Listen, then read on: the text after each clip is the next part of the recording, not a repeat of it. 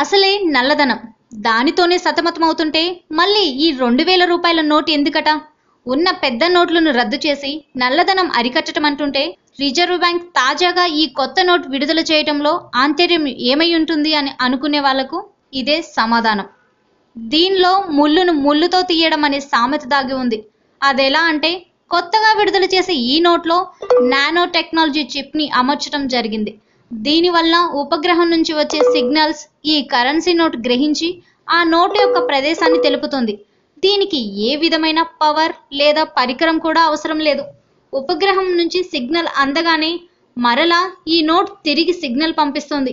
ఈ విధంగా ఈ నోట్లు ఎక్కడ ఎంత లోతులో ఉన్నాయనేది ఉపగ్రహం పసిగట్టి ఆ సమాచారాన్ని ఇన్కమ్ ట్యాక్స్ అధికారులకు చేరవేస్తుంది. ఇక పెద్ద మొత్తంలో సొమ్ము గుట్టుగా దాచుకునేందుకు వీలు పడదు. ఒకవేళ ఈ నోట్ను వేరే విధంగా మన తెలివితేటలతో చిప్ని డియాక్టివేట్ చేయాలని ప్రయత్నిస్తే ఆ నోట్ ఎందుకు పనికి రాకుండా పోతుంది. ఈ విధంగా ఎక్కడ ఎక్కువ బ్లాక్ మనీ ఉంటే అక్కడ దాడులు జరిపి బ్లాక్ మనీని అదుపులోకి తీసుకువచ్చే ప్రయత్నమే ఈ కొత్త నోట్ ఉద్దేశం. చాలా బాగుంది కదా ఈ ప్రయత్నం. Like and subscribe Eagle Media Works.